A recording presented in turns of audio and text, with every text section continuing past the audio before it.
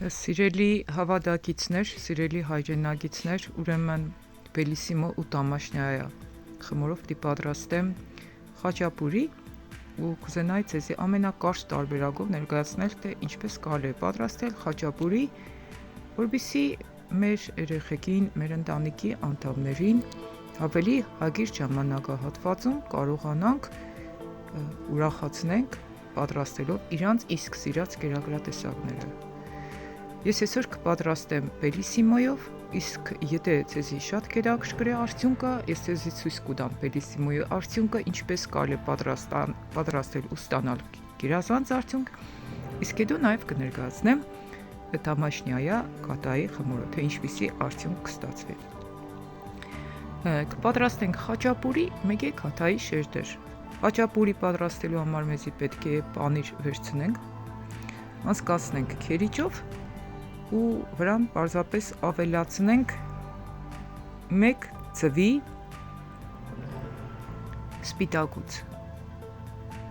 որպեսզի ունենանք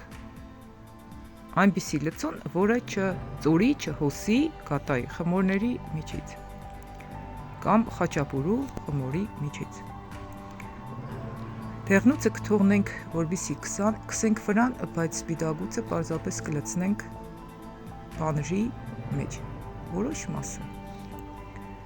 և հավասարաչափ կտեղափաշխենք, որպեսզի պանիրն ու սպիտակուցը միախառնվեն,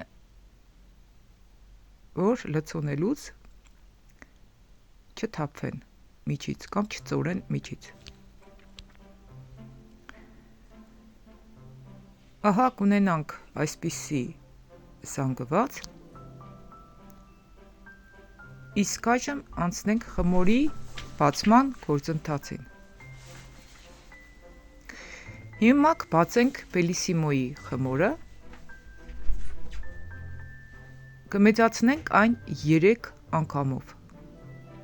մոտ 3 անգամով։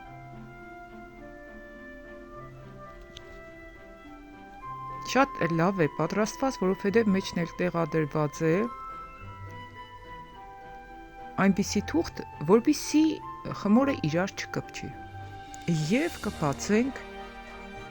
կրդնագի օգնությամբ մի փոքր ալյուր շաղ տալով ժողովրդյան։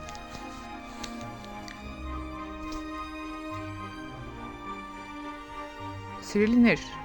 ինչքան էլ ունենանք հուսահատություն, տխրություն,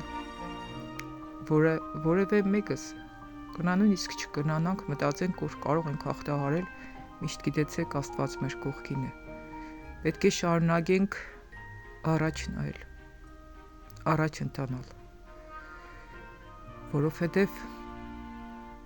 Տիրոջ մեջ միշտ էլ հաղթանակ կա, բարձրություն կա, օրհնություն կա։ Ինչ որ մի բանի վախճանը, ինչ որ մի հատ լավ բանի սկիզբ է։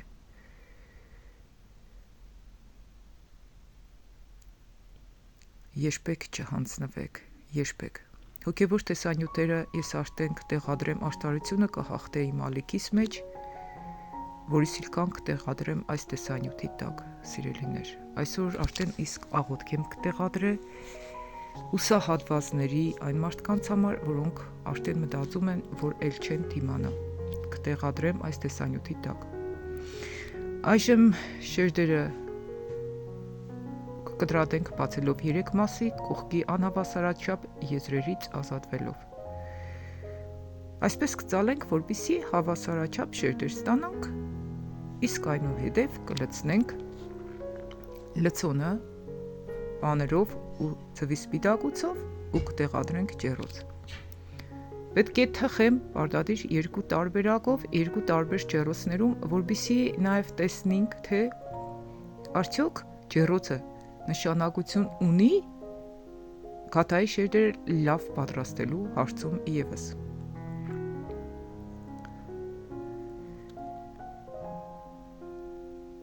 Սիրելիներ, ու նաև շատ շնորհակալ եմ ձեր բոլորիդ գրած մեկնությունների համար, որոնց որ չեմ հասցրել պարզապես պատասխանել, անպայման կպատասխանեմ։ Ջեռոցի տակ մենք պարզապես կլցնենք մի փոքր ալյուր ու շերտերը կտեղադրենք մեջը։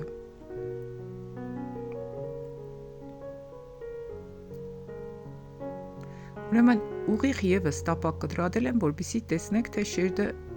ինչքանով կարող է բարձրանալ։ Այնուհետև պանիրը կլցոնենք, մեջը հավասարաչափ միայն չենք լցոնել ծայրային հատվածները, մի փոքր ներս հավասարաչափ կտեղաբաշխենք։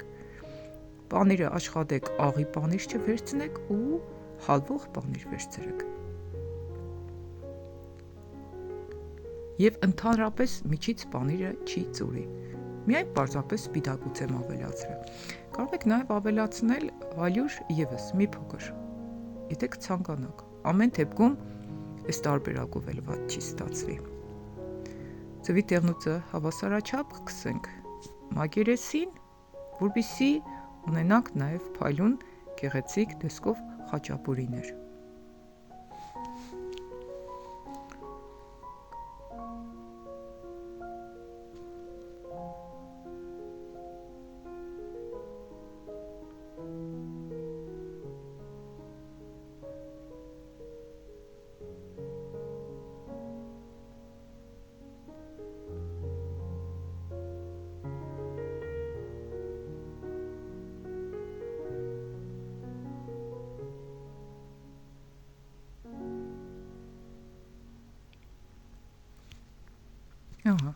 Ուրեմն այս 3 խաչապուրին այս փոքր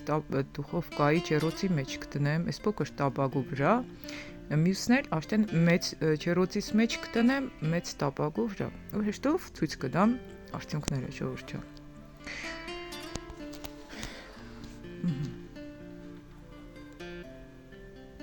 Ջեռոցը նախապես տակացրել եմ 230 ջերմաստիճանի ամենաուժեղի տակ։ Ամենաուժեղ ջերմաստիճանի տակ եմ տակացրել ու տեսեք ինչպիսի արդյունք ստացանք մոտ 15 րոպեից։ Գեղեցիկ, փայլուն ու առաջ շերտերով։ Հիմա մեկն էլ կկիսեմ, որպեսզի տեսնեք, թե մեջը ինչպես է եփել։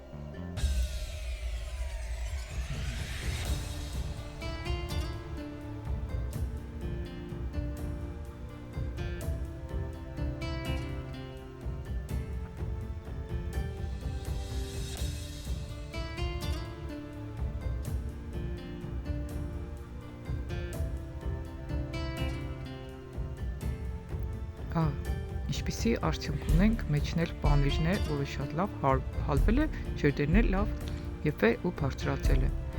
Սա էլ մեր երկրորդ ջեռոցի մեջ եփվածներն է, մնացածը տեղադրել եմ այստեղ։ Հիմա էս էլ դուրս կբերենք ու տեսեք, ինչպիսի առաջ շերտեր ենք ստացել, նորից տակը պարզապես մի փոքր ալյուր եմ ցանել ու վերջ։ Ու նորից շերտեր եմ տեղադրել, մեկ շերտ։ Նաև ցույց տամ այս կատայի վերջնական ներողություն խաչապուրու վերջնական արդյունքը։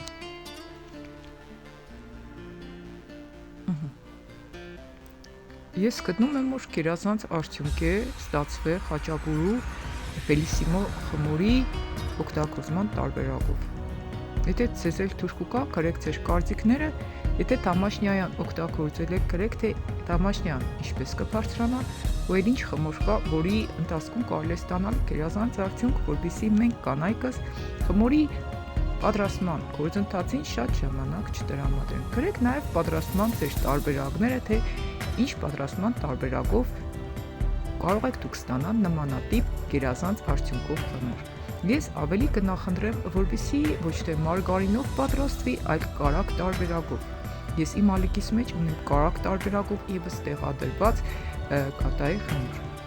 Ամեն դեպքում, ահա, նմանատիպ գերազանց արդյունք էլ ավելի լավ։ Հույսով եմ, որ այս պատրաստման արդյունքը բոլորիդ դուր եկավ ու կարողացա այս տեսանյութով ինչ որ չափով օգտակար եղնել ցեզի։ Պատրաստեք սիրով, հուսահատությանը չհանձնվելով, Տիրոջ